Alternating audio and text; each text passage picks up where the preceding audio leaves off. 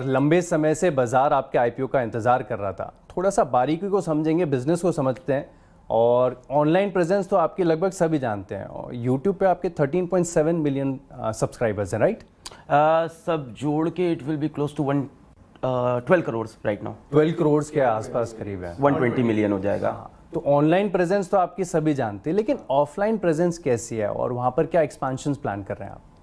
तो ऑफलाइन हमारा ऐसा नहीं है कि एक्सपेंशन कुछ हमें अलग से देखना होता है, हमें ऑनलाइन से ही देखना होता है। हमारे ऐप के अंदर हर महीने कुछ 2.5 करोड़ बच्चा आता है, जिसको हम माऊ बोलते हैं। हम उन बच्चों की जियो लोकेशंस देखते हैं, उनकी पेइंग कैपेसिटी देखते हैं, उनका इंटरेस्ट देखते हैं, और उसके हिसाब से अपने ऑफलाइन सेंटर प्लॉट करते हैं कि वेयर वी शुड गो। तो हमारा ऑफलाइन खोलने का डिसीजन हमारे ऑनलाइन से लिंक्ड होता है। आज भी हमारे 80% जो एडमिशन होते हैं वो हमारे ऑनलाइन से ही आते हैं। तो ये सारी स्ट्रैटेजी हमारे ऐप के डाउ माउ से ही डिसाइड होती है कि हमें कहाँ पे ऑफलाइन खोलना है। इनिशियली हमने ऑफलाइन सेंटर्स खोले यूपी, बिहार, महाराष्ट्र, मतलब सेंट्रल नॉर्थ इंडिया में ज़्यादा खोले, क्योंकि वहाँ पे हिंदी स्पीकिंग ऑडियंस ज़्यादा थी। और बच्चों की एक बड़ी प्रॉब्लम ये भी थी कि they have to travel to Kota, वहाँ पे जाके हॉस्टल में रहना और बहुत महंगी फीस देना। तो हमारा प्लान ये था कि उनके घर के कितना नज़दीक एक ऑफलाइन सेंटर खोल सकते हैं, जिससे उसको खाना भी अच्छा मिले, अपने घर पे भी रह सके, और मेंटल स्ट्रेस भी बहुत कम होता है। तो हाइपर लोकल सेंटर्स हम खोल रहे थे। लास्ट 2 years के अंदर हम सबसे फास्टेस्ट ग्रोइंग थे ऑफलाइन के अंदर इंडिया में।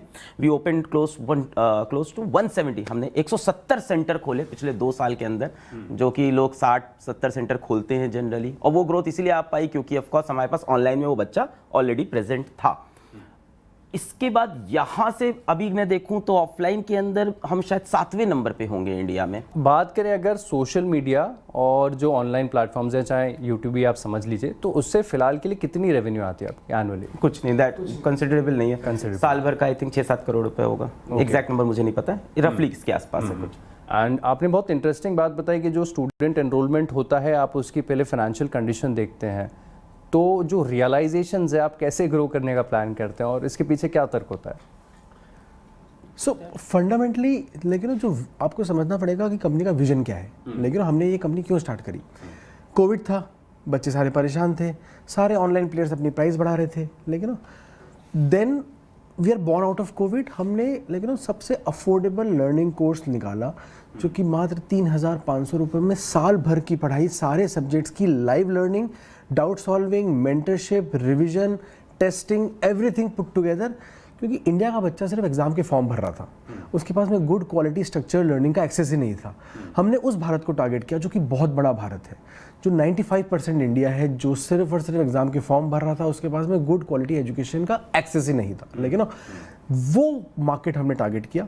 लेकिन तो उस भारत के लिए हम स्टैंड करते हैं, और फंडामेंटली जो बेस बैच की प्राइसेस हैं हम नहीं बढ़ाना चाहते। The easiest way to double the revenue is उसकी प्राइस डबल कर दो। लेकिन कंपटीशन तो 10 टाइम्स मोर प्राइसेस पे है, but this is not the vision of the company. The vision of the company is to teach every kid in Bharat.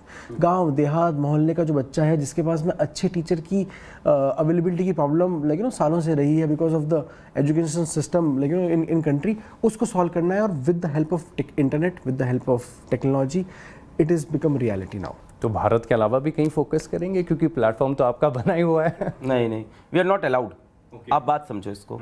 हम sentimentally ये चीज़ हमें भारत के बच्चे अलाउ ही नहीं करेंगे, हम पे सूट ही नहीं करेगा। मैं कहाँ से आया हूँ? मैं प्रयागराज से आया हूँ। मेरे पिताजी ने घर बेच के मेरे को पढ़ाया, मैं आईटी की कोचिंग नहीं कर पाया। अब इसके बाद मैं जाके कहीं बाहर से बच्चों को पढ़ा रहा हूँ तो इंडिया के बच्चों को कैसा फील होगा? तो अभी तो बहुत जिम्मेदारी है। मैं कह रहा हूँ ना, जहाँ जहाँ मोबाइल इंटरनेट है वहाँ फिजिक्स वाला पहुँचाओ। उसके बाद जहाँ मोबाइल इंटरनेट नहीं पहुँच पाया वहाँ फिजिक्स वाला पहुँचे।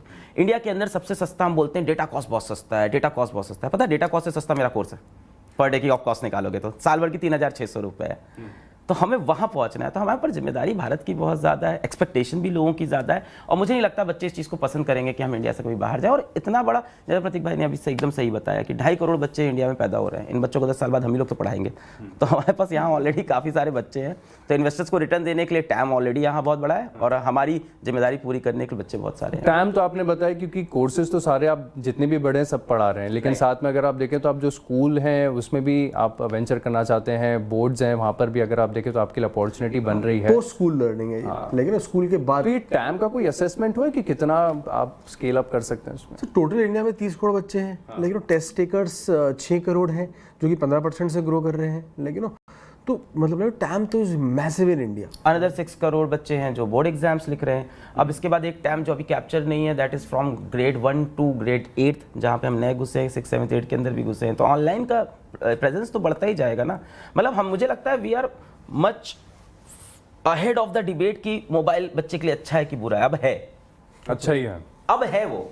अब उसको कैसे बेस्ट यूटिलाइज करा सकते हो वो सोचो आप। मोबाइल तो है उसके हाथ में, so you have to teach. And profitability को लेकर क्या विजन रहेगा कंपनी का? सो कैश लेवल पे तो मतलब we have always been generating cash, like चाहे FY 22, 23, 24, 25 कैश फ्रॉम ऑपरेशंस तो हमने हमेशा जनरेट किया है। In the history of Physics Wallah हमने $220 मिलियन जो है प्राइमरी कैपिटल रेस किया, like we are sitting on $300 million treasury. This entire business जो है वो बिना प्राइवेट इक्विटी कैपिटल के बिल्ड हुआ है, क्योंकि we are born out of community, लेकिन तो cash is not a challenge, लेकिन profitability is not a challenge. We are on hyper growth phase. तो अभी मेजर फोकस हमारा, लेकिन 5-2 सालों के अंदर रेवेन्यू ग्रोथ और स्टूडेंट एक्सपीरियंस रहा है। लेकिन फ्रॉम दिस ईयर और next year we will significantly improve our profitabilities as well. तो बढ़िया ग्रोथ यहाँ पर आउटलुक नज़र आ रहा है।